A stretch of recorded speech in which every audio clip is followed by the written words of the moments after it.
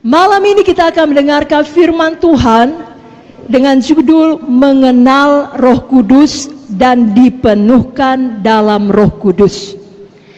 Sama-sama katakan, saya mau mengenal Roh Kudus lebih dalam lagi, lebih intim lagi. Saya mau dipenuhkan dalam Roh Kudus sepenuh-penuhnya, tiap-tiap saat. Amin. Amin. Pada minggu ini kita akan memperingati hari apa? Hari Pentakosta. Berikan dulu tepuk tangan. Amin, saudara. Nah, Pentakosta berasal dari bahasa Yunani atau bahasa Greek yang artinya hari ke-50, Pentakos, 50-an. Jadi sebenarnya arti harafiah dari Pentakosta tidak lain adalah hari ke-50. Karena dahulu bangsa Israel merayakan hari Pentakosta sebagai hari di mana hukum Tuhan diberikan, yakni 50 hari setelah hari Paskah, Passover. Tapi sekarang kita merayakan hari Pentakosta sebagai peringatan dicurahkannya Roh Kudus 50 hari setelah Tuhan Yesus bangkit. Saudaraku, Roh Kudus itu adalah janji Bapa bagi kita. Dan janji ini diucapkan Tuhan Yesus yang merupakan perkataan terakhirnya sebelum ia naik ke sorga. Kita tahu perkataan terakhir dari orang yang dekat dengan kita sebelum pergi meninggalkan kita selama-lamanya, itu merupakan perkataan yang penting, bahkan bisa jadi yang sangat penting, paling penting. Demikian dengan Tuhan Yesus.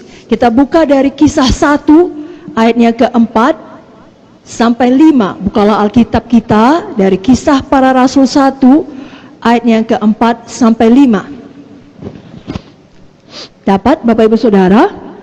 Mari kita baca bersama-sama. 1, 2, 3 ya. Pada suatu hari ketika ia makan bersama-sama dengan mereka, ia melarang mereka meninggalkan Yerusalem dan menyuruh mereka tinggal di situ menantikan janji Bapa. Yang demikian katanya, telah kamu dengar daripadaku, sebab Yohanes membaptis dengan air, tapi tidak lama lagi kamu akan dibaptis dengan Roh Kudus. Apakah janji Bapa? Baptisan Roh Kudus. Dan ini diteguhkan lagi dalam Kisah 2 ayat 38 sampai 39 melalui perkataan Petrus. Kisah 2 ayat 38 sampai 39. Mari kita baca bersama-sama. 1, 2, 3 ya. Jawab Petrus kepada mereka, bertobatlah dan hendaklah kamu masing-masing memberi dirimu dibaptis dalam nama Yesus Kristus untuk pengampunan dosamu, maka kamu akan menerima karunia Roh Kudus. Sebab bagi kamulah janji itu, dan bagi anak-anakmu, dan bagi orang yang masih jauh, yaitu sebanyak yang akan dipanggil oleh Tuhan Allah kita. Jadi janji ini tersedia bagi semua kita yang percaya. Sampai dengan sekarang ini, bahkan sampai nanti kita pulang ke sorga. Sebabnya, biar semuanya kita, bukan hanya kita yang berkumpul di sini, PSEK PKS, tapi semua jiwa baru di dalam kelompok sel kita, semua jiwa baru dalam sektor kita, kita pastikan menerima janji Tuhan ini. Mari angkat tangan kita katakan, mulai hari ini, semua jiwa-jiwa baru dalam pelayanan saya pastikan menerima janji Tuhan ini, menerima baptisan Roh Kudus. Katakan amin. Amin. Pada hari Pentakosta tersebut dalam Kisah 2 ini, Roh Kudus dicurahkan Tuhan seperti yang dijanjikannya. Berapa banyak saudara tahu kalau Tuhan berjanji, Tuhan menggenapi? Amin. Dia bukan manusia sehingga dia berbohong, dia bukan anak manusia sehingga dia berdusta. Kalau dia berfirman, dia genapi. Kalau dia berjanji, dia tepati. Maka Roh Kudus dicurahkan. Lalu kemudian Petrus menyampaikan firman, pada hari yang sama langsung terjadi kebangunan rohani. Ada pertobatan, ada pemulihan, ada kebangunan rohani tidak tanggung-tanggung. 3.000 jiwa selamat. Itulah awal dari gereja mula-mula. Jadi kapan Roh Kudus turun, kebangunan rohani turun. Pada malam ini kita tidak sekedar memperingati hari Pentakosta, oh makanya firman Tuhannya harus firman Tuhan Roh Kudus. Tidak. Kita datang dengan satu kerinduan, kehausan yang mendalam untuk kebangunan rohani terjadi dalam hati kita. Dan apa yang ada dalam hati kita menyebar kepada orang lain di sekeliling kita. Jangan kita katakan biar kebenaran rohani terjadi kepada dia, dia perlu kali dia. Tidak, kepada saya. Kepada siapa Bapak Ibu Saudara? Berapa banyak di sini haus dan rindu akan kebangunan rohani? Lebih kuat lagi, berapa banyak di sini haus dan rindu akan kebangunan rohani? Berikan kemuliaan bagi Tuhan Yesus. Mari kita baca dulu mengenai Pentakosta ini dalam Kisah 2 ayat 1 sampai 4 saja. Kita baca Kisah 2 ayat 1 sampai 4. 1, 2, 3. Ya. Ketika tiba hari Pentakosta, semua orang percaya berkumpul di satu tempat. Tiba-tiba turunlah dari langit suatu bunyi seperti tiupan angin keras yang memenuhi seluruh rumah di mana mereka duduk. Dan tampaklah kepada mereka lidah-lidah seperti nyala api yang bertebaran dan hinggap pada mereka masing-masing. Maka penuhlah mereka dengan Roh Kudus. Lalu mereka mulai berkata-kata dalam bahasa-bahasa lain, seperti yang diberikan oleh Roh itu kepada mereka untuk mengatakannya. Katakan haleluya. Jadilah ini bagi kita. Dan jadilah bagi semua jiwa baru di dalam pelayanan kita. Semuanya kita, masing-masing kita penuh dengan Roh Kudus dan tidak berhenti di situ. Sama seperti murid-murid Tuhan ini, sama seperti rasul-rasul ini, hidup mereka berubah. Lalu mereka mengadakan kebangunan rohani. Itu sebabnya biar malam ini kita diingatkan, hidup kita terus berubah.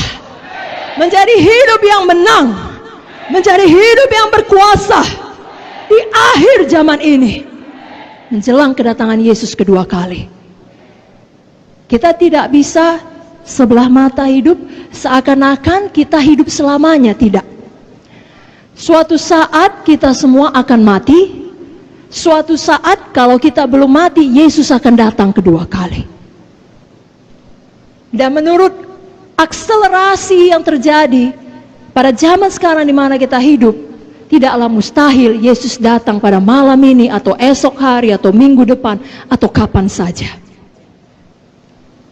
Itu sebabnya di tengah-tengah dunia yang begitu jahat, begitu gelap, kejahatan merajalela, kita perlu menjadi terang, kita perlu menjadi garam, dan tidak ada jalan, tidak mungkin kita mampu melakukannya sambil kita berjuang untuk nafkah kita, untuk hidup kita dengan kekuatan sendiri, tidak mungkin. Hanya ada satu jalan, yakni dengan kuasa Roh Kudus. Amin, Bapak Ibu Saudara. Itu sebabnya mulai malam ini biar masing-masing kita penuh dengan Roh Kudus. Masing-masing. Tidak ada PKS yang berpikir, oh aku nggak penuh kali pun tidak apa-apa, pesekku paling penuh, dia yang mengurus sektor kami.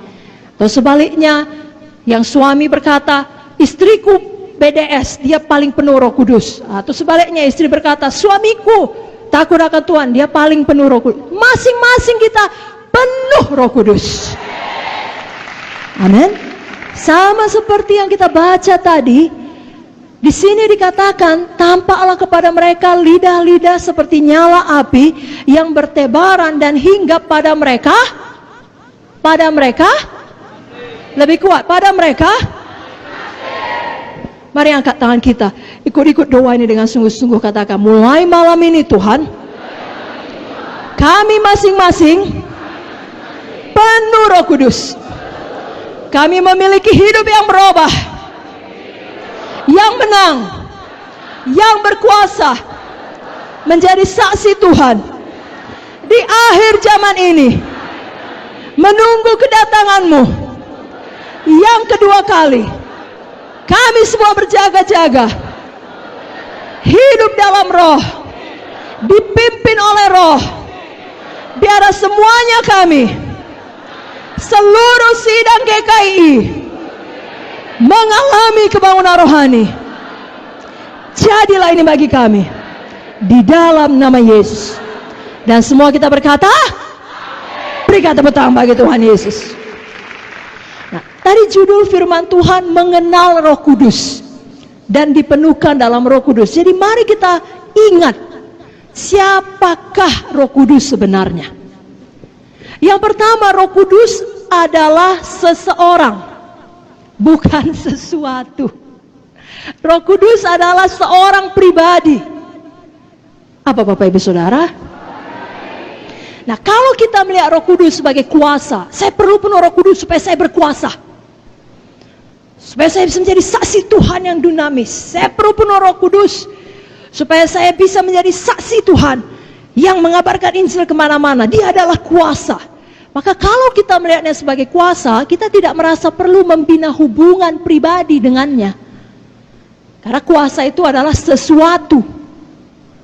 Tapi kalau kita selalu mengingat Roh Kudus sebagai seseorang, sebagai pribadinya Tuhan, maka kita mengerti ada Tuhan hidup di dalam saya.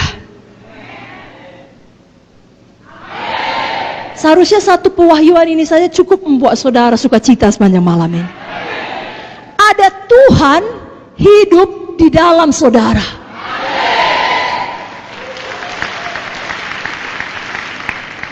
Saya ulangi, ada siapa di dalam saudara? Tuhan yang bagaimana? Tuhan yang hidup, yang menciptakan langit dan bumi dengan perkataan, yang adalah Alfa dan Omega, yang adalah yang awal dan yang akhir, yang memegang segala kuasa, yang maha tahu. Itu yang hidup dalam saudara. Namanya Roh Kudus. Jadi dia adalah seseorang. Dan kalau kita mengingatnya sebagai seorang pribadi, maka kita mengerti bahwasanya tiap-tiap hari kita perlu membina hubungan pribadi dengan dia. Semakin mengenal dia, lebih intim, lebih dalam. Saudaraku masih ingat Galatia 5:22? Apa itu saudaraku? Buah roh. Mari buka Alkitab saudara. Buah roh. Galatia 5 ayat 22. 1, 2, 3 ya. Tetapi buah roh ialah kasih, sukacita, damai sejahtera, kesabaran, kemurahan, kebaikan, kesetiaan, kelemah lembutan, penguasaan diri. Tidak ada hukum yang menentang hal-hal itu. Saudaraku, Roh Kudus sebagai seorang pribadi punya perasaan. Hanya seseorang dan bukan sesuatu yang bisa mengasihi. Hanya seseorang yang bisa merasakan sukacita. Jadi, Roh Kudus adalah pribadi yang punya perasaan, yang hidup di dalam kita. Marilah kita belajar tiap-tiap hari punya hubungan pribadi dengan Roh Kudus lebih dalam, lebih intim. Oleh sebab itu, jangan duka citakan hati Roh Kudus. Apa Bapak Ibu Saudara? Saya mau tanya, bisa Roh Kudus berduka cita? Bisa, karena dia seseorang. Dia bisa merasakan. Mari kita buka ayatnya dari buku Efesus 4 ayat 25 sampai 30. Efesus 4 ayat 25 sampai 30. Dapat Bapak Ibu Saudara? Mari kita baca dengan kuat-kuat. Bapak Ibu Saudara siap? 1, 2, 3 ya. Karena itu buanglah dusta dan berkatalah benar seorang kepada yang lain. Karena kita adalah sesama anggota. Apabila kamu menjadi marah, janganlah kamu berbuat dosa. Janganlah matahari terbenam sebelum padam amarahmu. Dan janganlah beri kesempatan kepada iblis. Orang yang mencuri, janganlah ia mencuri lagi.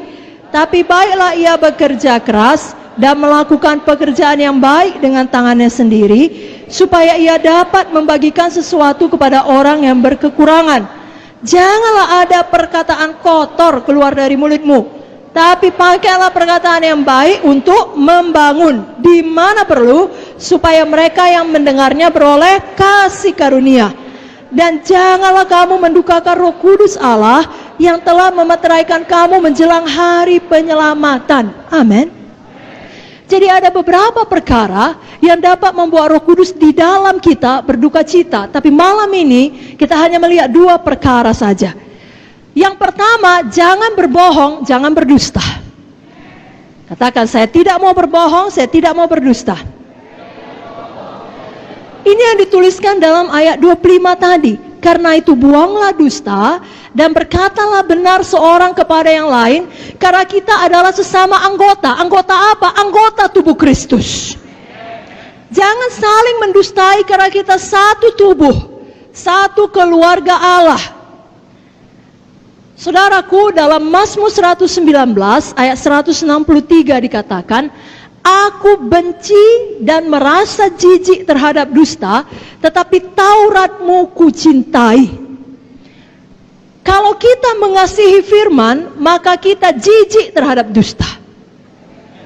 Benci kepada dusta adalah tidak benar, tidak seharusnya benar, walau disayangkan dalam beberapa occasion itu benar. Pernyataan yang mengatakan banyak orang Kristen biasa bohong. Seharusnya itu tidak boleh demikian terjadi. Kita adalah orang-orang yang jijik terhadap dusta, jijik, benci kepada kebohongan, tapi sebaliknya kita mengasihi firman Tuhan. Saudaraku, jangan berbohong supaya kita lepas dari hukuman. Anggap apa? Nanti minta ampun, darah Yesus tersedia. Tidak. Tiap kali kita berbohong, kita menduka citakan Roh Kudus dalam hati kita. Nah, kita mengeraskan hati kita terhadap Dia. Itu membuat kita lebih tidak sensitif dalam mendengar suaranya. Karena sebagai anak Tuhan, pada waktu saudara mau berbohong supaya lepas dari hukuman, pasti Roh Kudus bicara. Siapa yang jujur? Roh Kudus bicara kepada dia kalau mau buat dosa. Puji Tuhan, semua jujur. Misalnya dosa bohong yang kita bicarakan sekarang, Roh Kudus bilang, terima konsekuensinya. Memang kau salah, memang kau lupa, memang kau lalai. Kau akan menerima disiplin, kau akan dimarahi, kau akan dipermalukan, kau akan menerima hukuman. Tidak apa-apa. Yang penting jangan kau berbohong. Tapi kita keraskan hati. Kita teruskan berbohong supaya kita lepas dari hukuman. Malam ini kita bertobat. Katakan amin dengan kuat. Adalah lebih penting kita tidak membuat Roh Kudus berduka cita, karena Dialah asal semuanya. Saudara perlu berkat, saudara perlu kesembuhan, saudara perlu kehidupan, saudara perlu nafas, Roh Kudus asalnya. Jadi paling penting jangan buat dia berduka cita. Jangan pula berbohong supaya dilihat orang hebat. Aku hafal seluruh kitab Roma. Aku berdoa 5 jam sehari. Aku menginjil 8 jam sehari. Mau gimana itu? Atau apa sajalah. Saudara cuma bawa 3 jiwa. Tapi waktu ditanya, katakanlah, misalnya di pertemuan pemimpin sektor, berapa bulan ini jiwa yang Bapak selamatkan atau Ibu selamatkan? Dia pun tahu, tidak lebih dari 3. Saya tidak tahu pastinya, tapi mungkin kira-kira 20. Udahnya dibilang Roh Kudus jangan. Berapa jiwa baptisan? Ya, kira-kira 12. Satunya cuman. Lalu kita bilang sama Tuhan, ampuni ya Tuhan, saya nggak bohong, adanya Tuhan, tapi saya lebih-lebihkan. Karena saya beriman Tuhan, itu bukan beriman, itu berdusta. Amin. Siapa mau bertobat? Tidak menduka citakan Roh Kudus.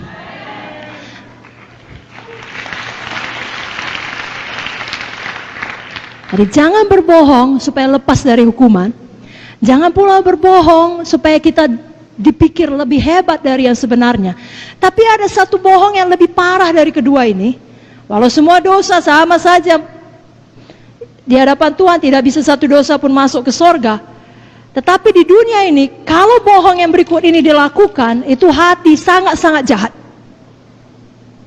Bohong yang bagaimana? Yakni saudara berbohong mengenai sesuatu hal atau seseorang yang mengakibatkan perpecahan sesama anggota. Saudara baca tadi ayatnya kan? Ia mengakibatkan perpecahan sesama tubuh Kristus, sesama saudara. Dan ini diulangi lagi dari buku Amsal. Mari kita buka Amsal 6. Sama-sama kita buka Alkitab kita. Dari Amsal 6 ayat 16 sampai 19.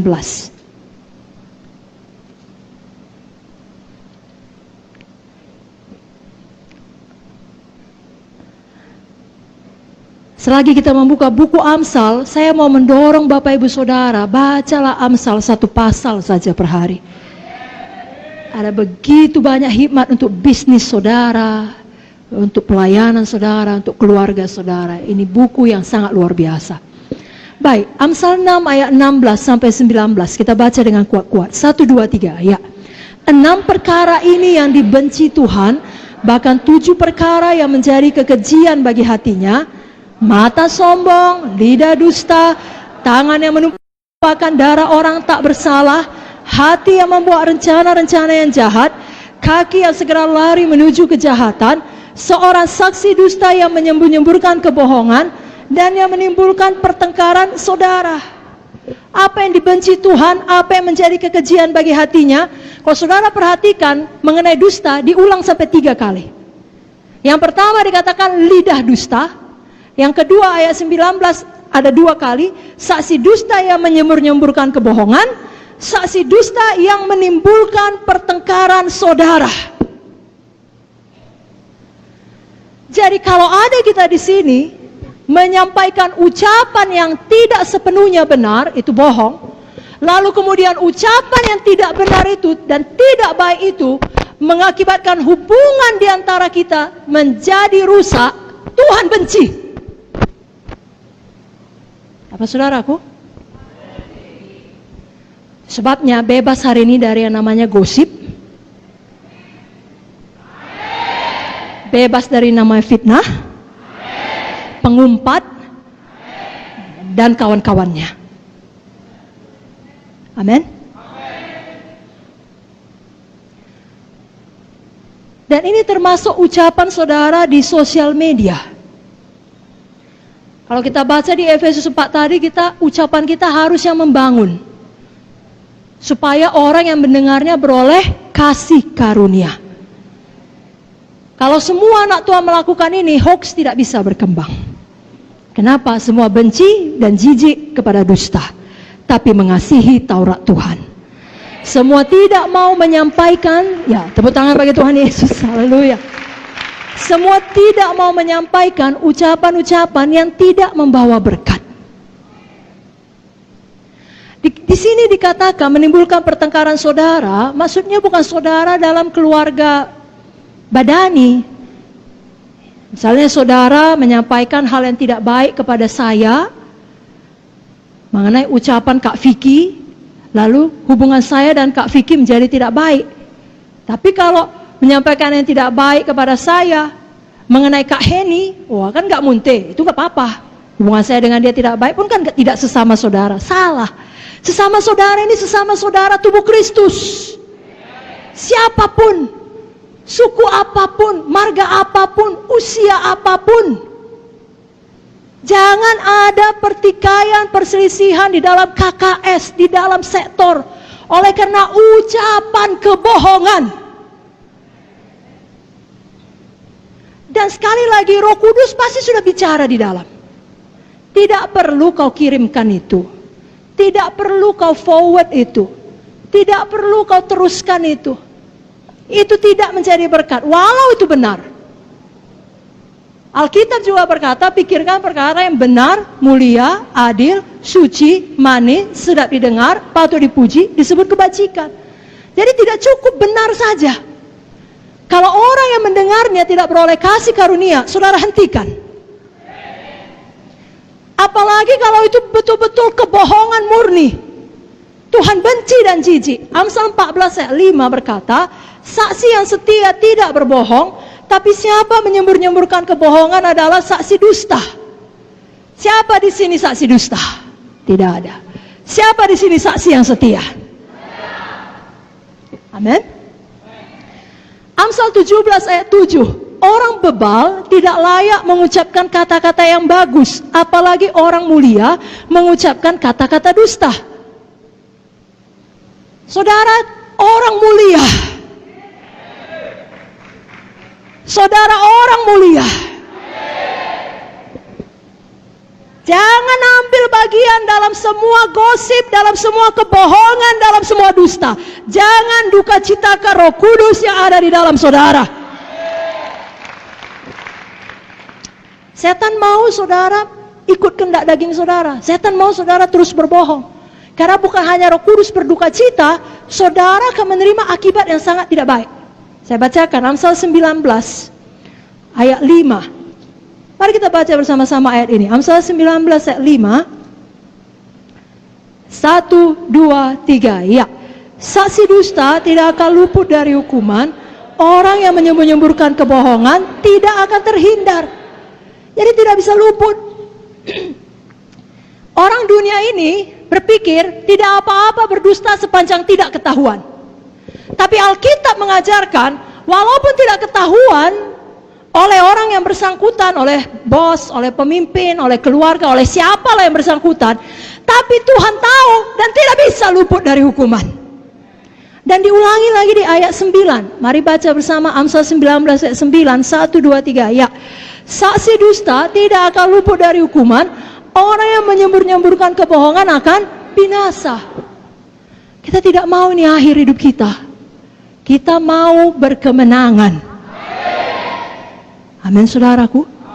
Itu sebabnya pada malam ini kalau Roh Kudus bicara, jangan keraskan hati. Jangan duka citakan Roh Kudus. Yang artinya saudara keraskan hati, saudara pilih, tidak, aku mau bohong. Apapun dibilang aku bohong. Aku kekurangan. Mesti kuambil sebagian dari persembahan KKS ini. Aku akan bohong dalam laporanku, misalnya. Atau apa sajalah. Roh Kudus bilang jangan. Ada jalannya diberkati. Jalan terang, jalan kejujuran. Saudara keraskan hati. Tidak, aku tidak mau. Aku mau bohong. Saudaraku, itu hidup di dalam gelap. Artinya saudara memilih untuk hidup tidak lurus, tidak jujur, sembunyi-sembunyi. Saudara memilih untuk hidup belat-belit. Tahukah saudara, satu kebohongan akan membawa kepada kebohongan berikutnya, dan berikutnya, dan berikutnya, dan berikutnya, dan lebih besar, dan lebih besar, dan lebih besar. Putuskan itu, bertobat sungguh-sungguh. Datang kepada terang. Jangan lagi lakukan pelayanan, lakukan bisnis, lakukan apa saja, lakukan hubungan dalam sembunyi-sembunyi. Jangan. Tahukah saudara, setan adalah bapa kegelapan, dia ada di dalam gelap. Datanglah kepada terang. Hiduplah jujur, hiduplah lurus. Maka saudara tidak akan bisa diganggu setan sesuka hatinya, tidak bisa. Karena saudara tidak beri tempat. Tapi kalau kita memilih hidup dalam kegelapan dan memilih tetap berbohong, maka setan adalah bapa kita. Betul? Siapa bapa pendusta? Siapa? Betul dia pencuri, pembunuh, pembinasa. Tapi nggak dibilang dia bapa pencuri, dia bilang bapa pendusta. Saya bacakan ayatnya, Yohanes 8:44. Iblislah yang menjadi bapamu. Dan kamu ingin melakukan keinginan-keinginan bapamu. Ia adalah pembunuh manusia sejak semula. Dan tidak hidup dalam kebenaran. Sebab di dalam dia tidak ada kebenaran. Apabila ia berkata dusta, ia berkata atas kehendaknya sendiri. Sebab ia adalah pendusta dan bapa segala dusta. Malam ini di dalam nama Yesus putuskan hubungan saudara dengan semua bapa pendusta. Dengan segala jalan dusta. Saudara perlu sesuatu dalam pelayanan, bicara dengan jujur. Bicara baik-baik. Jangan buat skim-skim. Jangan tidak jujur. Sudah mengerti? Tidak ada yang namanya berbohong untuk kebaikan. Iblislah bapamu katanya. Kita tidak mau. Kita mau hidup di dalam terang. Kita orang mulia. Mulut kita bukan mulut orang bebar. Mulut kita bukan mulut orang fasik. Mulut kita adalah mulut orang benar, orang mulia. Dan Amsal berkata, mulut orang benar mengeluarkan hikmat seperti sarang madu. Bibir orang benar mengembalakan banyak orang. Lidah orang benar seperti perak pilihan. Itulah saudara, saudara, saudara, dan saudara. Dan itu asalnya dari Roh Kudus yang ada dalam saudara. Amin. Jadi yang pertama, jangan bohong, jangan duka citakan Roh Kudus dengan berbohong. Yang kedua, jangan terus marah, jangan dendam, jangan simpan sakit hati. Dengan kata lain, jangan beri tempat bagi iblis. Dalam ayat 26 tadi, Efesus 4 dikatakan, apabila kamu menjadi marah, janganlah kamu berbuat dosa. Janganlah matahari terbenam sebelum padam amarahmu. Janganlah beri kesempatan kepada iblis. Jadi jangan biasakan terus marah dan berdosa. Jangan biasakan jadi orang yang selalu negatif. Sudah pun baik semua, Tuhan sudah lindungi, KKS saudara menang, tidak ada bom, tidak ada hujan. Ya, tapi kemudian tidak ada jiwa baru. Itu memang tidak baik ya. Itu memang hal yang kurang baik. Lalu saudara marah-marah. Atau katakanlah ada jiwa baru, semua hadir kecuali satu orang. Lalu saudara marah. Semua yang hadir saudara marahi, bukan dia yang salah. Sudah mengerti? Jangan jadi orang demikian. Jangan jadi pemimpin yang demikian. Justru semua buruk pun saudara bisa melihat kebaikan Tuhan.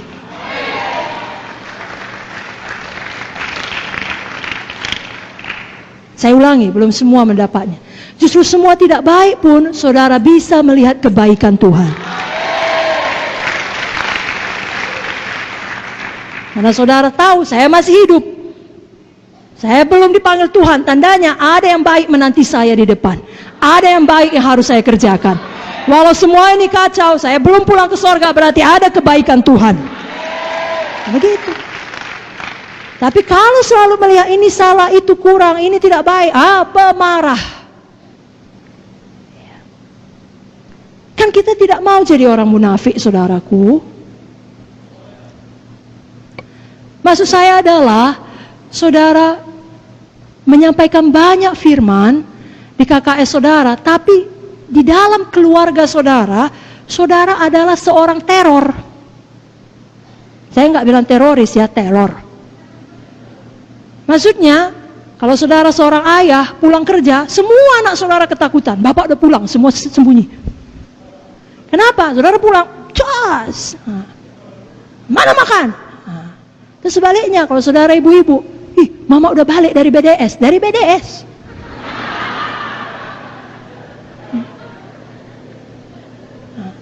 Tapi semua takut. Kenapa? Pemarah. Biasa, kemprung, pecah semua marah. Itu menduka citakan Roh Kudus. Lalu hati ini keras, Roh Kudus mau bicara nggak bisa, buta, nggak bisa dengar. Kenapa? Karena dikeraskan. Roh Kudus sudah bilang sabar, marah. Jangan begitu. Banyak bersyukur lihat kebaikan Tuhan. Nah, saya tidak menghakimi karena semua kita datang dari banyak latar belakang. Jangankan pemarah, pembunuh pun ada, pemerkosa pun ada, betul saudara. Dan puji Tuhan untuk darah Yesus yang sanggup mengampuni semua dosa-dosa kita. Seburuk apapun, sehitam apapun, menjadi putih seperti salju. Terima kasih Tuhan Yesus. Tapi setelah itu kita perlu patuh kepada pimpinan Roh Kudus. Hidup oleh Roh. Ya, tidak meneruskan hidup di dalam daging. Nah baik, itu marah karena apapun, udah baik pun tetap marah. Tapi ini lebih tinggi daripada itu, saudara, saya, kita semua perlu bertumbuh secara rohani. Jangan marah walau ada dasar untuk marah.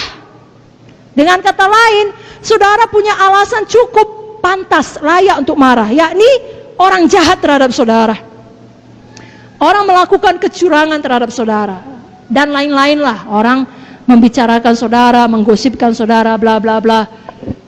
Begitupun tetap jangan marah. Bukan saya yang bilang, Alkitab yang bilang. Mari buka Alkitab saudara. Mari bangkit berdiri dari Mazmur 37 ayat 1 sampai 8. Ini ayat yang sangat luar biasa. Semua kita perlu sungguh-sungguh membacanya. Mazmur 37 ayat 1 sampai 8.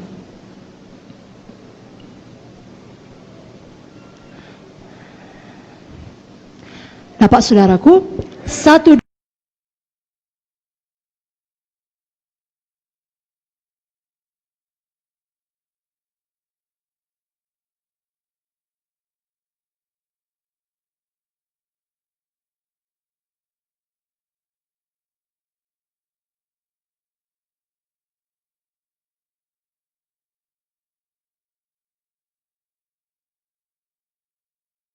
2, 3. Hidupmu kepada Tuhan dan percayalah kepadanya, dan ia akan bertindak.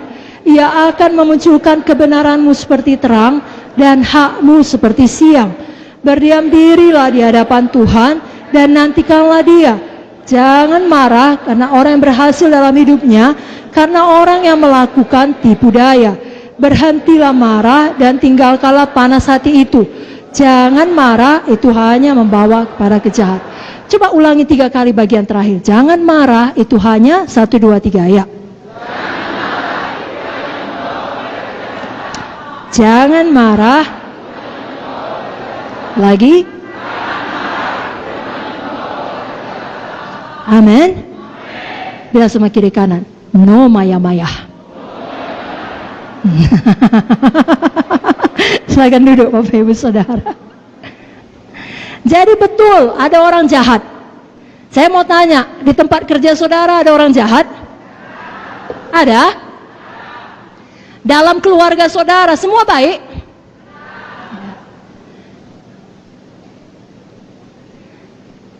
Di mana saudara beraktivitas, apakah di situ ada orang yang berbuat curang? Pantaskah kita marah? Pantas. Tapi apakah kita marah? Kenapa? Karena Roh Kudus di dalam. Kita tidak mau mendukacitakan Roh Kudus. Pendapat siapa lebih berharga? Pendapat dia atau pendapat Roh Kudus? Dia bilang, itu bapak itu, ibu itu, atau kakak itu, abang itu, itu dia itu penipu itu. Tapi Roh Kudus bilang, kau orang yang sangat diberkati, aku mengasihi engkau. Lalu orang tersebut kemudian bilang, itu pemalas, itu jahat itu, namanya aja PKS, namanya aja PSE, banyak utangnya itu. Panas hati kita, padahal udah kita lunasi semua utang kita. Itu hidup lama kita, lalu memarah kita sama dia. Roh Kudus bilang, kau sangat dikasihi, kau luar biasa, kau anakku yang kekasih. Yang mana yang kita dengar? Pendapat siapa lebih penting? Pendapat manusia atau pendapat Roh Kudus? Siapa Tuhan kita? Ucapan dia atau ucapan Roh Kudus yang memang adalah Tuhan Tritunggal? Siapa Roh Kudus? Itu Tuhan kita. Percayalah kepada Tuhan. Diamlah di negeri. Lakukanlah yang baik, ia akan memunculkan kebenaranmu seperti terang dan hakmu seperti siang. Jadi Roh Kudus di dalam kita menyanggupkan kita untuk bersabar. Jangan kita lawan Roh Kudus tersebut dengan sengaja mengeraskan hati dan mendukacitakan dia. Buku Amsal lagi-lagi memberikan banyak petunjuk. Dalam Amsal 14 ayat 29 dikatakan, orang yang sabar besar pengertiannya. Tapi siapa cepat marah membesarkan kebodohan. Amsal 15 ayat 18, si pemarah membangkitkan pertengkaran, tetapi orang yang sabar memadamkan perbantahan. Siapa mau jadi si pemarah? Siapa mau menjadi orang yang sabar? Amin. Amin. Amsal 19 ayat 19, orang yang sangat cepat marah akan kena denda, karena jika kau hendak menolongnya, engkau hanya menambah marahnya. Jangan kita menjadi orang demikian. Amsal 20 ayat 3, terhormatlah seseorang jika ia menjauhi perbantahan, Tapi setiap orang bodoh membiarkan amarahnya meledak. Roh Kudus menolong kita sehingga kita bisa menguasai diri kita. Itu salah satu buah roh, penguasaan diri. Amin, saudara. Kita mau menjadi orang yang terhormat. Nah, saudaraku, sama seperti hubungan antar manusia, bisa dekat, bisa intim. Ini kita ada banyak di sini. Semua kita satu keluarga, kan? Siapa kita mengaku kita ini satu keluarga Allah? Siapa kita mengaku kita satu tubuh Kristus? Tapi walaupun kita semuanya satu tubuh Kristus, satu keluarga Tuhan di Gereja Kemenangan Iman Indonesia, kita kalau dengan jujur, ada di antara kita yang hubungannya lebih dekat, ada yang lebih renggang. Betul? Hubungan saya dengan saudara tentulah lebih renggang bila dibandingkan dengan hubungan saya dengan Ibu Munte atau Ibu Victoria. Betul? Saya lebih intim dengan mereka. Demikian juga Roh Kudus ada di dalam kita, tapi kedekatan kita dengan Roh Kudus, keintiman kita dengan Roh Kudus, itu semuanya terserah kepada kita. Tergantung kepada kepatuhan kita kepadanya. Bila kita dengan sengaja menduka citakan Roh Kudus, nah bukan berarti saudara kehilangan keselamatan saudara, saudara terancam masuk neraka, tidak. Saudara punya jaminan keselamatan. Yesus mengampuni dosa saudara, dosa yang lalu, dosa yang sekarang, dosa yang akan datang. Wah, itu saja cukup untuk buat saudara bersorak-sorai. Bersorak-sorai, tepuk tangan dulu. Tidak ada yang lebih penting dari jaminan keselamatan. Namun, walaupun kita tetap selamat, tapi hubungan kita dengan Roh Kudus tidak lagi begitu manis seperti sebelumnya ketika saudara patuh. Kalau saudara jujur, saudara tahu saat-saat itu, ya, ini di waktu saudara berdoa, saudara tidak bisa merasakan apa-apa. Pernah? Jangan diteruskan. Kenapa itu terjadi? Karena misalnya Roh Kudus sudah berkata, jangan lakukan nakku, jangan bohong. Udah, hentikan. Itu gosip nakku. Roh Kudus bilang, nakku jangan gitu. Kalau mau bilang sungguh-sungguh, jangan pura-pura, jangan hidup dalam kegelapan, jangan sembunyi-sembunyi. Lurus saja, tetap juga belak-belik. Roh Kudus bilang, sabar nakku, jangan meledak. Tapi kita keraskan hati. Lalu itu membuat Roh Kudus berduka cita. Saudaraku, saya mau katakan, saudara bisa bebas dari ikatan dosa. Bukan hanya bohong, bukan hanya marah, apa saja. Kalaupun masih ada di antara saudara punya dosa-dosa yang terselubung, saudara bisa bebas. Kalau saudara mau jujur pada Roh Kudus. Saya bacakan Mazmur 32, saudaraku. Dengar baik-baik ya, Mazmur 32. Dari Daud, nyanyian pengajaran, berbahagialah orang yang diampuni pelanggarannya, yang dosanya ditutupi. Berbahagialah manusia yang kesalahannya tidak diperhitungkan Tuhan dan yang tidak berjiwa penipu. Dengan kata lain, yang jujur. Ayat 3 dan 4. Selama aku berdiam diri, selama aku tidak mengaku dosa, selama aku tetap diam, tulang-tulangku menjadi lesu karena aku mengeluh sepanjang hari. Sebab siang malam tanganmu menekan aku dengan berat, sumsumku menjadi kering, seperti oleh teriknya musim panas. Lalu ayat 5 dia berkata, dosaku kuberitahukan kepadamu, kesalahanku tidak kusembunyikan.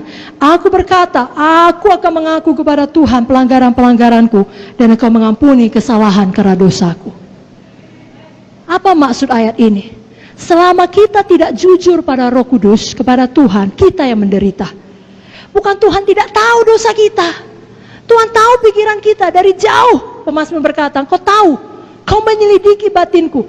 Tuhan tahu kalau kita berpikiran kotor. Tuhan tahu kalau kita berpikiran jahat.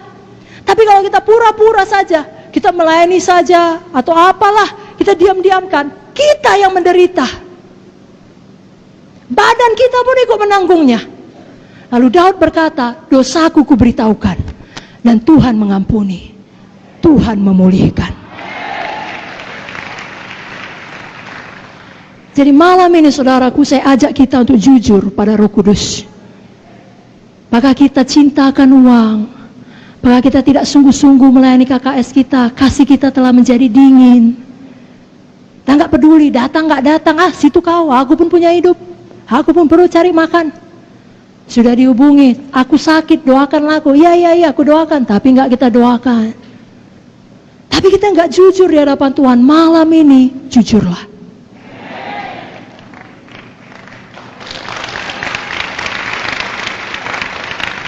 Akui semuanya di hadapan Tuhan. Tuhan tahu. Selama ini pun Tuhan tahu.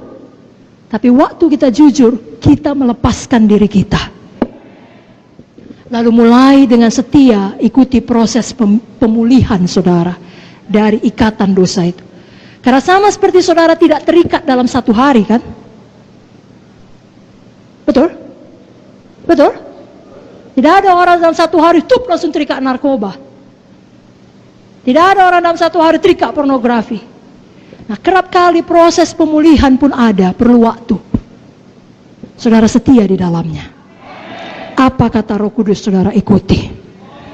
Mari tutup mata saudara, angkat tangan saudara.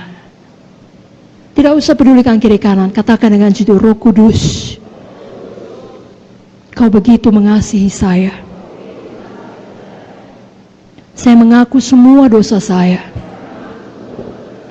Kau tahu Tuhan, dosa pikiran, dosa perkataan, dosa perbuatan. Saya akui semuanya. Saya tidak sembunyikan. Saya tidak mau lagi hidup dalam gelap. Saya tidak mau berbohong. Saya tidak mau marah. Ampunilah saya selama ini. Saya sering tidak menyadari Kau hidup di dalam saya. Saya sering mengeraskan hati saya dan mendukacitakan Engkau. Tapi mulai hari ini saya bertobat. Saya berbalik. Saya terima pemulihan. Saya mau patuh kepadamu. Saya mengasihimu dengan segenap hati saya dan dengan tindakan saya. Mulai malam ini saya alami kebangunan rohani di dalam nama Yesus. Dan semua kita berkata, berikan tepuk tangan bagi Yesus. Baik, itu poin yang pertama, Roh Kudus seorang pribadi. Jangan kita duka citakan. Poin yang kedua, Roh Kudus itu adalah Tuhan sendiri. Roh Kudus adalah Tritunggal. Sama seperti Allah Bapa dan Allah Anak, Tuhan Yesus. Roh Kudus tidak lebih rendah kedudukannya dibandingkan Bapa ataupun Tuhan Yesus. Sama. 3 dalam 1, 1 dalam 3. Saya bacakan satu ayat saja, Kisah 5 ayat 3 sampai 4 mengenai Ananias yang mendustai Roh Kudus. Apa kata firman dalam Kisah 5 ayat 3 sampai 4? Tetapi Petrus berkata, Ananias, mengapa hatimu dikuasai iblis sehingga engkau mendustai Roh Kudus dan menahan sebagian dari hasil penjualan tanah itu? Selama tanah itu tidak dijual, bukankah itu tetap kepunyaanmu? Dan setelah dijual, bukankah hasilnya itu tetap dalam kuasamu? Mengapa engkau merencanakan perbuatan itu dalam hatimu? Engkau bukan mendustai manusia, tetapi mendustai Allah. Ananias mendustai Roh Kudus, sama Ananias mendustai Allah. Jadi jangan ada persepsi yang salah dalam pemikiran kita, bahwasanya Roh Kudus itu ya lebih rendah sedikit dari Bapa atau dari Tuhan Yesus. Tidak, mereka adalah satu. Dan mereka adalah satu. Roh Kudus sekarang ada di dunia ini, di dalam hati kita. Dan firman Allah menyatakan, roh yang ada di dalam kita lebih besar dari semua roh yang ada di dalam dunia ini. Saudara tidak perlu takut, amin. Yang ketiga, Roh Kudus adalah penolong kita, Parakletos. Yohanes 14 ayat 16 sampai 17. Roh Kudus adalah penolong. Mari kita baca sama-sama, Bapak Ibu Saudara siap? Yohanes 14 ayat 16 sampai 17. 1, 2, 3 ayat. Aku akan minta kepada Bapa dan Ia akan memberikan kepadamu seorang penolong yang lain, supaya Ia menyertai kamu selama-lamanya, yaitu Roh kebenaran. Dunia tidak dapat menerima Dia, sebab dunia tidak melihat Dia dan tidak mengenal Dia. Tapi kamu mengenal Dia, sebab Ia menyertai kamu dan akan diam di dalam kamu. di dalam kita, di dalam saudara. Ada Tuhan di dalam saudara. Ada Roh Kudus di dalam saudara. Seberapa berat pun perjuangan saudara, Dia tidak pernah meninggalkan saudara. Dia ada di dalam saudara untuk menolong saudara. Untuk menolong saudara. Sebabnya kalau Dia bicara kita dengarkan. Karena maksudnya hanya untuk menolong saudara. Kalau ada orang mau menolong kita, kita terima saudaraku. Amin. Nah, malam ini saya mau ingatkan khususnya Roh Kudus menolong kita di dalam doa kita. Kerap kali kita tidak tahu bagaimana harusnya berdoa, Roh Kudus menolong kita. Dalam Roma 8 ayat 26-27, mari kita baca lagi bersama-sama. Bukalah Alkitab saudara dari buku Roma 8 ayat 26 sampai 27. 1, 2, 3, ya. Demikian juga Roh membantu kita dalam kelemahan kita, sebab kita tidak tahu bagaimana sebenarnya harus berdoa, tapi Roh sendiri berdoa untuk kita kepada Allah dengan keluhan-keluhan yang tidak terucapkan. Dan Allah yang menyelidiki hati nurani mengetahui maksud Roh itu, yaitu bahwa Ia sesuai dengan kehendak Allah berdoa untuk orang-orang kudus. Itulah baiknya Roh Kudus itu. Dia berdoa untuk orang-orang kudus. Dia memimpin kita dalam doa kita. Itu sebabnya saudaraku suka berdoa dalam bahasa roh. Saudara mungkin sudah pernah mendengar kesaksian yang mirip dengan ini. Bagaimana seorang hamba Tuhan pergi dalam mission trip ke luar negeri 3 bulan lamanya. Dalam suatu ketika pada masa itu, tengah malam dia dibangunkan oleh Tuhan, tidak tenang hatinya. Dia tidak tahu apa yang salah. Tidak ada kabar, tidak ada sesuatu yang bahaya, tapi tidak bisa tenang hatinya, tidak bisa dia tidur. Lalu apa yang dia lakukan? Dia mohon Roh Kudus menolong dia berdoa. Maka dia mulai berdoa di dalam bahasa roh. Dia berdoa terus sampai kira-kira 1 jam. Ada damai Tuhan. Dia tahu sudah beres, sudah selesai. Lalu dia pergi tidur. Nah, ketika tidur dia mendapat mimpi di kota di mana dia tinggal ada keluarganya, adiknya masuk ambulans, dibawa ke rumah sakit, dinyatakan dokter sudah meninggal dunia. Dalam mimpinya itu dia ada di situ, dia masuk ke dalam ruangan di mana adiknya terbujur kaku, terbaring. Lalu dia berkata, bangun, bangkit. Adiknya itu bangun, bangkit dan hidup kembali. Lalu dia bangun, dia ingat mimpi itu, dia bersyukur kepada Tuhan. Dia bahkan tidak menelepon ataupun menanyakan kabar.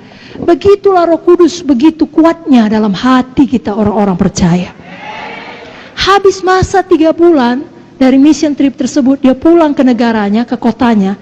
Adiknya menyambut dia di airport dengan sangat excited dan berkata, tahukah kau bang, waktu kau pergi kemarin, aku kena serangan penyakit, aku hampir mati. Tapi mujizat Tuhan, aku hidup kembali. Lalu abangnya berkata, apakah itu tanggal sekian, kira-kira jam sekian, tengah malam? Kok tahu? Roh Kudus mengatakannya. Saudaraku, Roh Kudus yang sama masih bekerja. Jadi Roh Kudus sangat baik. Ada orang berpikir Roh Kudus itu kejam. Kenapa dikatakan kejam? Karena Roh Kudus selalu membuat kita merasa bersalah akan dosa kita. Itu tidak benar, karena tidak ada ayatnya. Roh Kudus membuat engkau merasa bersalah tiap kali kau berdosa. Justru sebaliknya. Mari buka Yohanes 16 ayat 9 sampai 11. Yohanes 16, saya bacakan ayat 8 sampai 11. Dan kalau ia datang, maksudnya Roh Kudus, ia akan menginsafkan dunia akan dosa, kebenaran, dan penghakiman. Akan dosa, karena mereka tetap tidak percaya kepadaku. Akan kebenaran, karena mereka pergi kepada Bapa, karena aku pergi kepada Bapa, dan kamu tidak melihat aku lagi. Akan penghakiman, karena penguasa dunia ini telah dihukum. Maksudnya apa? Dengarkan baik-baik. Yang pertama, akan dosa, karena mereka tidak percaya kepada aku. Maksudnya, Roh Kudus bukan membuat kita merasa bersalah akan dosa kita. Justru sebaliknya, Roh Kudus bekerja di dalam hidup manusia untuk menyadarkan mereka bahwasanya mereka adalah orang berdosa dan tidak dapat menyelamatkan dirinya sendiri. Oleh karena itu mereka butuh juru selamat, namanya Yesus. Karena dalam 1 Korintus 12 ayat 3 dikatakan, aku mau meyakinkan kamu, tidak ada seorang pun yang berkata-kata oleh Roh Allah dapat berkata terkutuklah Yesus. Sebaliknya, tidak ada seorang pun yang dapat mengakui Yesus adalah Tuhan selain oleh Roh Kudus. Kayak kita berdoa kepada jiwa-jiwa yang belum selamat, Roh Kudus jamah hatinya. Karena adalah pekerjaan Roh Kudus yang membuat seseorang insaf, menyadari dia orang berdosa. Dia tidak dapat menyelamatkan dirinya, dia butuh juru selamat. Baru dia cari juru selamat dan dia terima Yesus sebagai juru selamatnya. Jadi kalau saudara merasa bersalah akan dosa saudara, itu bukan Roh Kudus, itu setan penuduh, pendakwah. Justru saudara bersyukur Yesus Kristus telah mengampuni dosa saudara. Yesus Kristus adalah Tuhan dan Juru Selamat saudara. Akan kebenaran, karena aku pergi kepada Bapa dan kamu tidak melihat aku lagi. Maksudnya, kebenaran bahwa kita telah dibenarkan oleh Tuhan Yesus. Jadi kita dalam posisi, dalam bahasa Inggrisnya, right standing with God. Kita dapat datang ke hadirat Tuhan kapan saja. Bukan karena kita sempurna, tapi karena darah Yesus membenarkan kita. Kita tidak perlu baik dulu, baru layak datang berdoa kepada Tuhan. Tidak perlu, karena ada darah Yesus yang membenarkan kita. Itulah penolong Roh Kudus. 2 Korintus 5:21 mengatakan, 2 Korintus 5:21 mengatakan, dia yang tidak mengenal dosa telah dibuatnya menjadi dosa oleh karena kita, supaya dalam dia kita dibenarkan oleh Allah. Di Roh Kudus ingatkan kita tersebut, kau telah dibenarkan. Maju terus melayani. Betul kau tadi berdosa, minta ampun, bertobat. Sekarang maju terus, kau telah dibenarkan. Akan kebenaran. Jadi bukan Roh Kudus yang menuduh kita. Justru Roh Kudus mengingatkan kita, dosa kita telah dibenarkan oleh karya Yesus. Akan penghakiman, karena penguasa dunia ini telah dihukum. Saya pikir saudara semua mengerti ini. Penguasa dunia ini, setan ini telah dihukum. Dulu saudara di bawah kuasanya, tapi sekarang tidak lagi. Dia ada di bawah kaki saudara.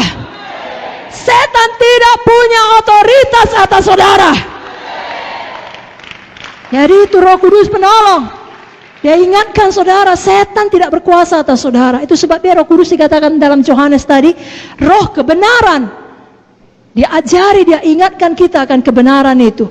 Yohanes 16 ayat 13 saya bacakan.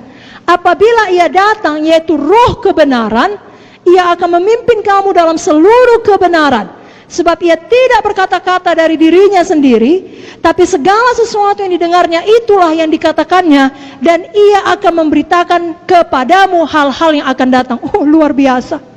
Bayangkan saudara punya guru yang maha tahu, yang tahu semuanya, mau berdiam di dalam saudara, dan berkomitmen untuk tidak pernah meninggalkan saudara, apapun yang terjadi, dia mau mengajari saudara. Itulah kepenuhan Roh Kudus. Itulah yang perlu kita alami semakin dalam, semakin hari. Diajari kita. Dan dia adalah roh penghibur. Roh apa saudaraku? Roh apa saudaraku? Adakah kita malam ini yang butuh penghiburan? Saya pikir pasti ada, mengingat besarnya amin tadi ya. Betul saudaraku. Dan bukan hanya malam ini, saya pikir tiap hari kita butuh penghiburan. Nah, malam ini saya mau katakan penghiburan yang sejati hanya ada di dalam Roh Kudus. Sebabnya kalau hati saudara berat, datang pada Roh Kudus. Bicara pada Roh Kudus, dia ada di dalam saudara. Saya bacakan ayatnya, Yohanes 16 ayat 7. Yohanes 15 ayat 26, Yohanes 14 ayat 26. Saya mulai dari Yohanes 16 ayat 7. Namun benar yang kukatakan ini kepadamu adalah lebih berguna bagi kamu jika aku pergi. Sebab jikalau aku tidak pergi, penghibur itu tidak akan datang kepadamu. Tapi jikalau aku pergi, aku akan mengutus dia kepadamu. Yohanes 15:26. Jikalau penghibur yang akan kutus dari Bapa datang, yaitu roh kebenaran yang keluar dari Bapa, ia akan bersaksi tentang aku. Yohanes 14:26. Tetapi penghibur, semua berkata tetapi penghibur, yaitu Roh Kudus yang akan diutus oleh Bapa dalam namaku, dialah yang akan mengajarkan segala sesuatu kepadamu dan akan mengingatkan, semua berkata mengingatkan saya akan semua yang telah kukatakan kepadamu. Dia ingatkan firman yang pernah saudara baca. Dia ingatkan firman yang pernah diajarkan kepada saudara. Dia ingatkan firman yang saudara dengarkan seperti malam ini dan hari-hari sebelumnya sebelum hari ini. Dia ingatkan firman Tuhan. Bagaimana mungkin saudara tidak terhibur? Karena dia mengingatkan kita akan Tuhan Yesus dan akan firman Tuhan. Betapa kasih Tuhan bagi kita baru tiap hari.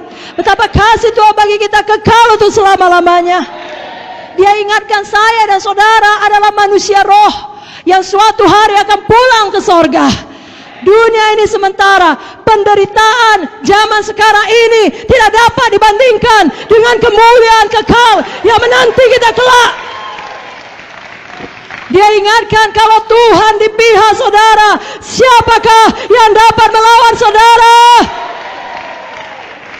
Roh Kudus menghibur, Roh Kudus mengingatkan. Roh Kudus mengingatkan, Roma 8:39, tidak ada yang dapat memisahkan saudara dengan kasih Kristus. 7 kali orang benar jatuh, tapi ia bangkit kembali. Walau orang benar itu jatuh, dia tidak tergeletak, sebab Tuhan menopang tangannya. Kemalangan orang benar banyak, tapi Tuhan melepaskan dia dari semuanya itu.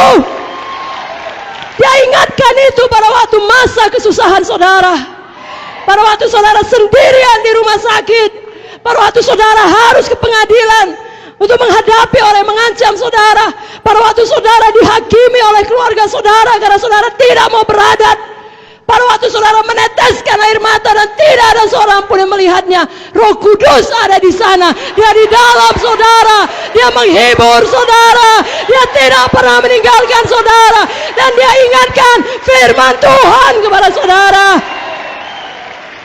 Alamilah kepenuhan Roh Kudus saudaraku. Malam ini hauslah satu persekutuan yang intim dengan dia, yang benar-benar dipenuhkan di dalam dia, sehingga kita bangkit dari keterpurukan apapun masalah kita, dan kita menjadi bukti, pemberi bukti bagi dunia ini, bahwasanya walaupun kita sudah jatuh, sudah ditekan, sudah hancur, kita naik kembali, kita bangun kembali, kita bangkit kembali, kita hidup menang, bahkan lebih dari pemenang. Kita perlu Roh Kudus untuk membuat kita menang menghadapi pencobaan, menang menghadapi masalah, menang menghadapi tragedi-tragedi kehidupan. Saudaraku, hanya karena kita pelayan, hanya karena kita PKS atau PSE, bukan berarti kita eksklusif dari tragedi. Bukan berarti kita eksklusif dari semua masalah. Tragedi menimpa siapa saja, orang fasik dan orang benar. Tapi orang fasik tidak punya Roh Kudus menyertai dia. Orang benar memiliki Roh Kudus di tengah tragedi.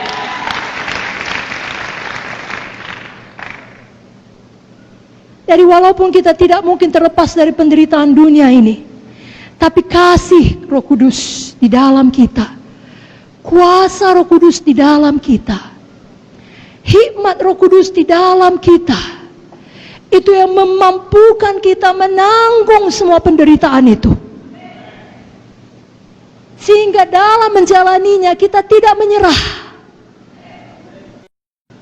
Kita tahu akan tiba tanggal kadaluarsanya. Lalu kita dimampukan untuk setia. Bahkan lebih daripada itu, kita tidak kehilangan damai kita. Kita tidak kehilangan pujian dari mulut kita. Kita tidak kehilangan sukacita kita. Dan paling penting, kita tidak kehilangan iman kita. Kita tidak berbalik dan menunjuk Tuhan dan berkata, kenapa kau izinkan ini terjadi? Kalau kau peduli kepada aku, kenapa kau biarkan? Tidak. Kita berkata, segala sesuatu bekerja sama mendatangkan kebaikan bagi kami yang mengasihi Tuhan.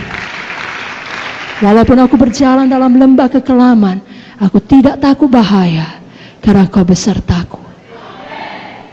Siapa yang membuat kita mampu mengatakan itu sesudah tragedi? Hanya Roh Kudus. Orang dunia akan berkata, gila itu. Tapi kita berkata, itulah Roh Kudus. Tidak mungkin kita dapat menanggung dengan kekuatan dan pikiran kita sendiri. Kita butuh kuasa supernatural. Itu sebabnya semua kita perlu betul-betul penuh Roh Kudus. Pada malam ini saya ingatkan Bapak Ibu Saudara, bukan hanya Bapak Ibu Saudara perlu penuh Roh Kudus.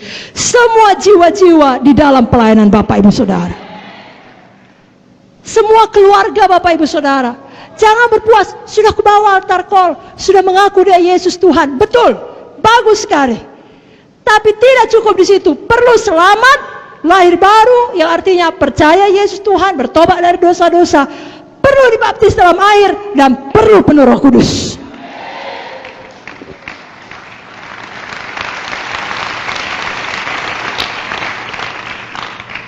Saudaraku, bagus selamat, bagus baptisan air, sangat-sangat baik. Tapi kalau kita mau hidup yang berkuasa dan menang tadi, perlu baptisan Roh Kudus. Adalah Yesus sendiri yang membaptis kita dengan Roh Kudus. Keempat Injil menuliskannya. Saya bacakan Matius 3 ayat 11, Markus 1 ayat 8, Lukas 3 16, dan Yohanes 1 33. Matius 3:11, aku membaptis kamu dengan air sebagai tanda pertobatan. Tapi ia yang datang kemudian daripadaku lebih berkuasa daripadaku, dan aku tidak layak melepaskan kasutnya. Ia akan membaptiskan kamu dengan Roh Kudus dan dengan api. Markus 1:8, aku membaptis kamu dengan air, tapi ia akan membaptis kamu dengan Roh Kudus. Siapa membaptis? Yesus membaptis dengan Roh Kudus. Lukas 3:16, Yohanes menjawab dan berkata kepada semua orang itu, aku membaptis kamu dengan air, tapi ia lebih berkuasa daripada aku akan datang dan membuka tali kasutnya pun aku tidak layak. Ia akan membaptis kamu dengan Roh Kudus dan dengan api.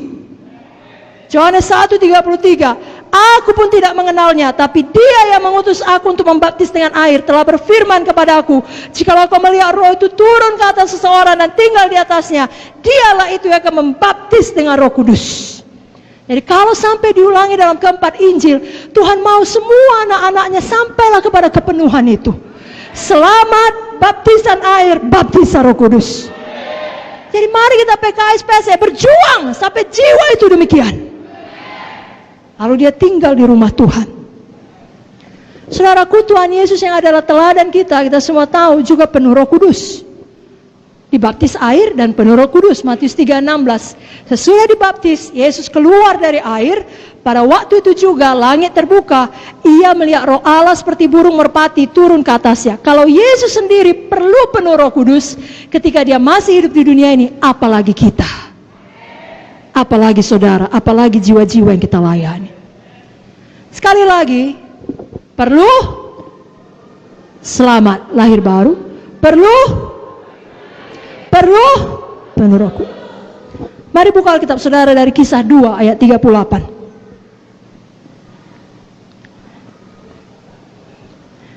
Mari kita semangat melayani jiwa-jiwa sampai mereka penuh Roh Kudus. Kisah 2:38. Jawab Petrus pada mereka, bertobatlah dan hendaklah kamu masing-masing memberi dirimu dibaptis dalam nama Yesus Kristus untuk pengampunan dosamu, maka kamu akan menerima karunia Roh Kudus. Tiga-tiga ada di situ. Bertobat itu selamat, lahir baru. Dibaptis dan menerima Roh Kudus. Sekarang diulangi lagi dalam Kisah 8 ayat 12. Mari buka Alkitab saudara dari Kisah 8 ayat 12.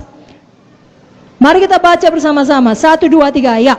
Tapi sekarang mereka percaya kepada Filipus yang memberitakan Injil tentang kerajaan Allah dan tentang nama Yesus Kristus, dan mereka memberi diri mereka dibaptis, baik laki-laki maupun perempuan. Baguskah ini saudaraku? Bagus. Semua bikin tangannya, bagus. Agak sangat bagus. Tapi apakah berhenti di situ? Apakah cukup? Tidak. Walau mereka sudah menerima Injil, dengan kata lain sudah selamat, dan bahkan mereka sudah memberi mereka dibaptis, baptisan air, apakah yang terjadi? Kisah 8 ayat 14-17. Mari kita baca di bawahnya, 14-17, 1, 2, 3 ayat.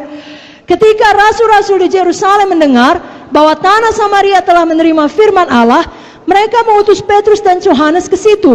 Setibanya di situ, kedua rasul itu berdoa supaya orang-orang Samaria itu beroleh Roh Kudus.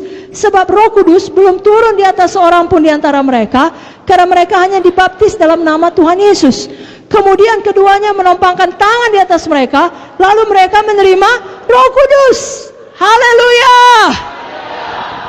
Mari angkat tangan saudara, katakan, saya sebagai PKS, saya pastikan jiwa-jiwa di KKS saya benar-benar selamat, benar-benar baptisan air dan penuh Roh Kudus. Katakan amin. Berikan tepuk tangan bagi Tuhan Yesus. Satu ayat lagi saudaraku, Kisah 19 ayat 1-2, mengenai perlunya ketiganya. Tidak cukup dua saja. Kisah 19 ayat 1-2. Mari kita baca bersama-sama. 1, 2, 3 ya. Ketika Apolos masih di Korintus, Paulus sudah menjelajah daerah-daerah pedalaman dan tiba di Efesus. Di situ dapatinya beberapa orang murid. Katanya kepada mereka, sudahkah kamu menerima Roh Kudus ketika kamu menjadi percaya? Akan tapi mereka menjawab dia, belum. Bahkan kami belum pernah mendengar bahwa ada Roh Kudus. Nah, coba dengarkan baik-baik. Kenapa Paulus menulis ini? Kenapa Paulus berkata seperti ini? Pada waktu dia pergi satu tempat, dia temukan ada murid-murid yang percaya kepada Tuhan Yesus. Lalu ditanyanya, apakah kamu sudah menerima Roh Kudus ketika kamu menjadi percaya? Bukankah saat kita percaya, dengan kata lain saat kita selamat menerima Yesus, dengan sendirinya kita juga menerima Roh Kudus? Jadi kenapa ditanya Paulus? Apakah teologi Paulus salah? Tidak. Tidak mungkin salah. Dia menulis sebagian besar daripada kitab-kitab perjanjian baru. Amin saudara. Maksudnya di sini adalah Paulus mau mereka menerima baptisan Roh Kudus, dipenuhkan di dalam Roh Kudus, dan berdoa bicara dalam bahasa roh. Itu sebabnya kita baca seterusnya ayat 3-6. 1, 2, 3 ya. Lalu kata Paulus kepada mereka, kalau begitu dengan baptisan manakah kamu telah dibaptis? Jawab mereka, dengan baptisan Yohanes. Kata Paulus, baptisan Yohanes adalah pembaptisan orang yang telah bertobat, dan ia berkata kepada orang banyak bahwa mereka harus percaya kepada dia yang datang kemudian daripadanya, yaitu Yesus. Ketika mereka mendengar hal itu, mereka memberi diri mereka dibaptis dalam nama Tuhan Yesus. Dan ketika Paulus menumpangkan tangan di atas mereka, turunlah Roh Kudus ke atas mereka, dan mulailah mereka berkata-kata dalam bahasa roh dan bernubuat. Waktu saudara layani jiwa, jelaskan sejelas-jelasnya. Roh Kudus bukan hanya untuk murid-murid Yesus dan 120 orang yang tertulis di Kisah Para Rasul 2, tapi untuk kamu dan untuk anak-anak kamu, untuk sebanyak orang yang dipanggil Tuhan, untuk kita semua janji itu. Dengan tepuk tangan saudaraku, amin. Nah, kalau ada yang berkata itu dulu, sekarang tidak lagi, saudara terangkan, pencurahan Roh Kudus sejak Kisah 2 tadi tidak pernah berhenti. Seperti yang kita baca inilah saudaraku. Apa yang kita baca di dalam Kisah 8 tadi, itu terjadi 5 tahun setelah Pentakosta di Kisah Para Rasul 2. Kalau saudara buka Kisah Para Rasul 10, cerita mengenai Cornelius dan keluarganya yang penuh Roh Kudus, itu terjadi 10 tahun setelah Pentakosta di Kisah Para Rasul 2. Dan yang terakhir tadi dalam Kisah 19 itu terjadi 25 tahun setelah Pentakosta di Kisah Para Rasul 2. Dengan kata lain, itu terjadi terus-menerus sampai sekarang ini pencurahan Roh Kudus masih berlangsung. Saya tanya saudara, bersemangat penuh Roh Kudus? Bersemangat memastikan jiwa-jiwa dalam pelayanan kelompok sel sektor saudara penuh Roh Kudus? Supaya supaya semua menyadari ada pribadi yang hidup di dalamnya, yang mengajari, yang menolong, yang menghibur, roh kebenaran. Amin, saudara. Betul, saudaraku, untuk sampai ke sorga kita hanya perlu selamat, hanya perlu lahir baru, yakni bertobat dan percaya atas pengampunan dosa kita oleh penebusan darah Yesus. Tapi supaya kita bisa hidup menang di dunia ini, kita perlu baptisan air dan baptisan Roh Kudus. Dalam baptisan air, saudara mendeklarasikan putus hubungan dengan manusia lama. Dalam baptisan Roh Kudus, saudara memiliki kuasa untuk bangkit menjadi manusia yang baru.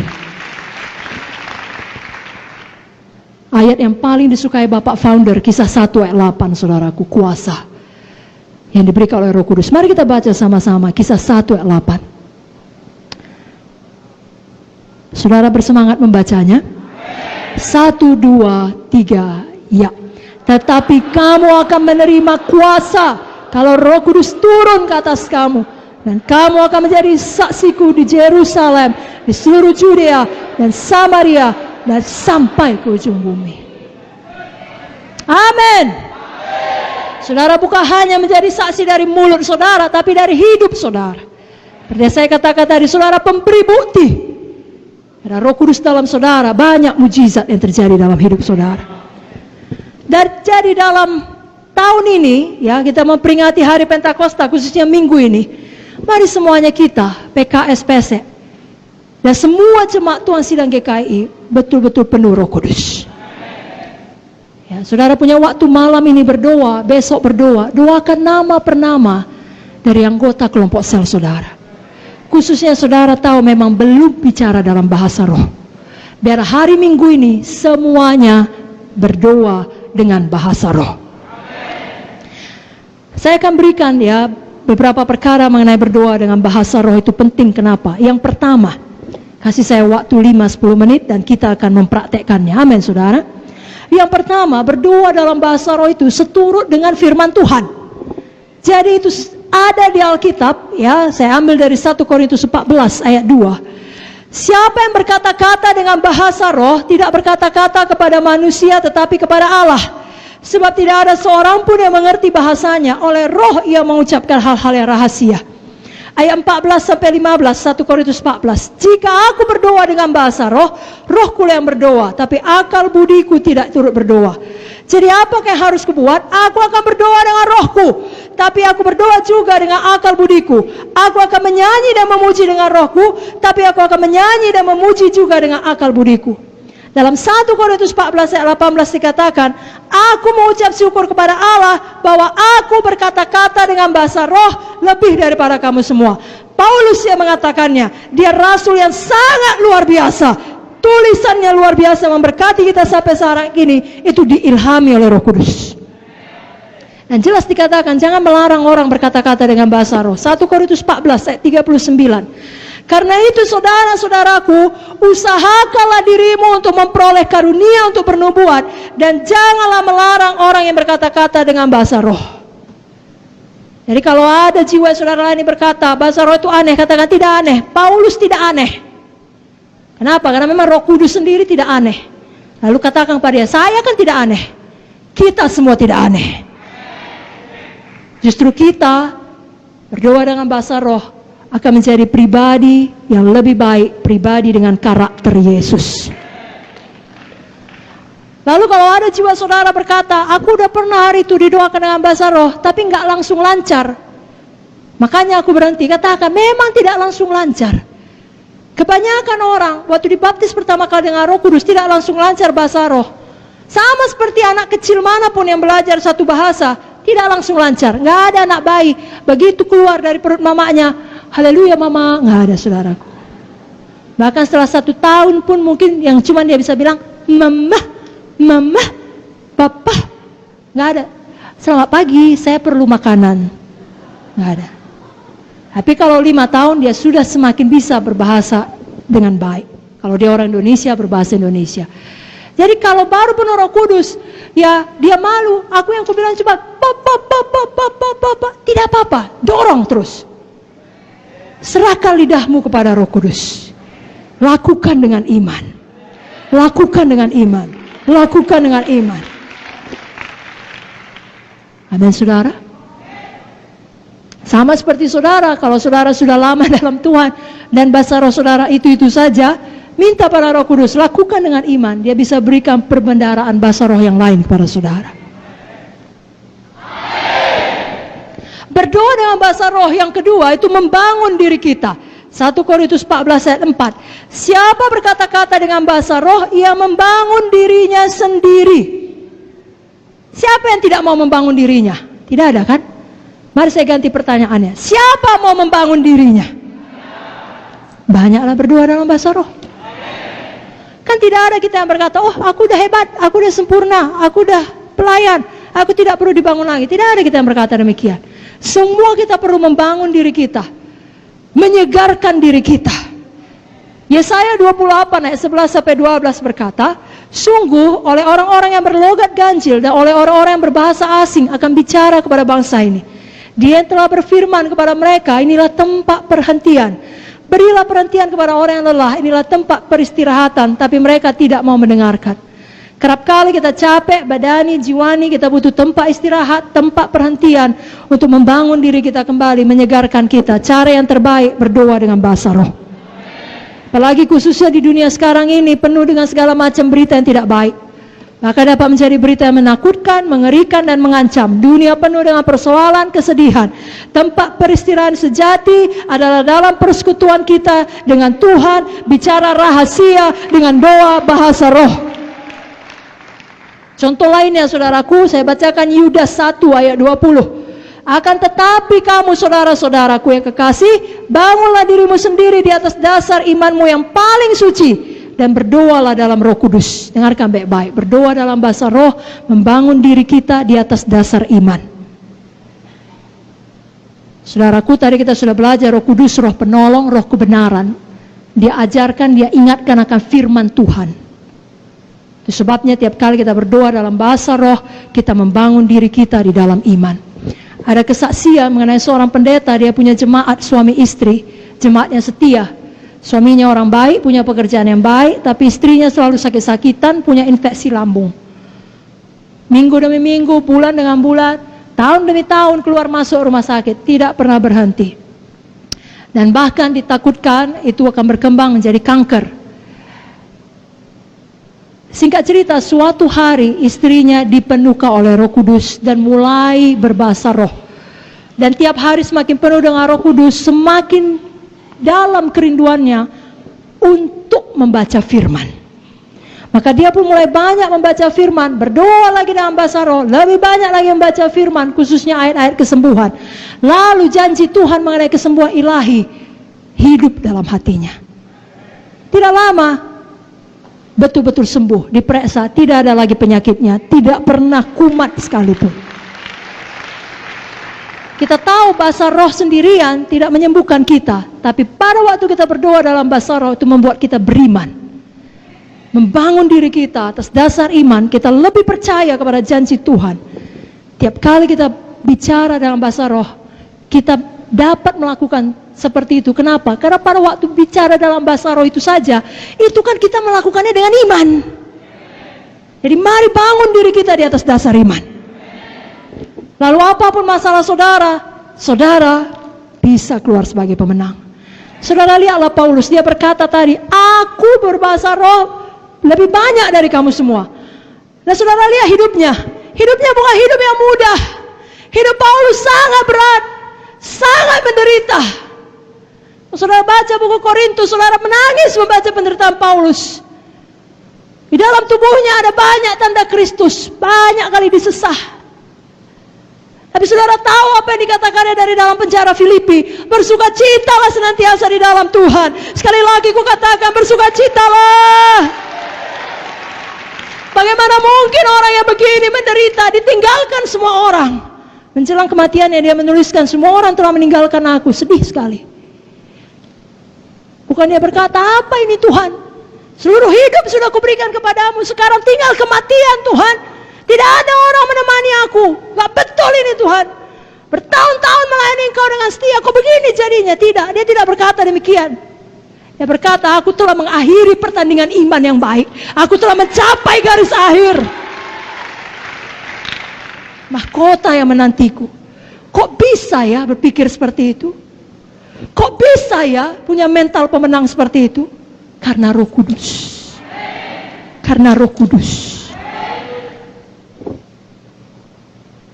Mari kita penuh Roh Kudus. Itu pilihan kita, saudaraku. Seberapa penuh kita, itu pilihan kita. Setan akan melakukan apa saja supaya kita tidak berjalan dalam kuasa Roh Kudus. Karena dia tahu kalau saudara bangkit dalam kuasa Roh Kudus, sama seperti dikatakan dalam firman Tuhan buku Kisah, ini sudah datang orang-orang yang membongkar balikkan dunia. Itulah dia. Setan tahu itu. Kalau betul kita hidup dalam kepenuhan Roh Kudus, kita membongkar balikkan dunia bagi Yesus. Jadi setan akan melakukan apa saja supaya kita tidak penuh Roh Kudus, supaya kita menduka citakan Roh Kudus, supaya kita lupa bahwasanya Roh Kudus itu seorang pribadi hidup di dalam kita, supaya kita tidak berdoa dalam bahasa roh, supaya kita ikut kehendak daging kita. Lawanlah setan, maka dia akan lari daripadamu.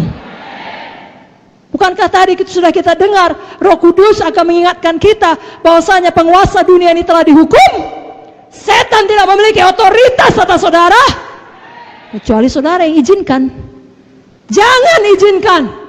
Jangan beri kesempatan kepada iblis.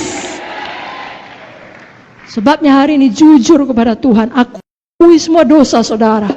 Jangan pelihara hati yang keras. Biarkan Roh Kudus memenuhkan saudara. Jangan mulut kita bahasa roh, pikiran kita melayang, hati kita keras. Mulut kita bahasa roh, hati kita terbuka, lembut kepada Tuhan, patuh kepada Tuhan, takut akan Tuhan. Pikiran kita fokus kepada Tuhan. Saudara akan bangkit betul-betul menjadi orang yang membongkar balikkan dunia. Milikilah hati yang lembut, yang tidak mau menduka citakan Roh Kudus. Sungguh-sungguh bertobat dari jalan yang salah dan terbuka sepenuhnya, sehingga malam ini ada pertobatan, malam ini ada pemulihan, dan mulai malam ini seterusnya ada satu kebangunan rohani yang tidak dapat dihentikan oleh apapun. Saudara diberkati.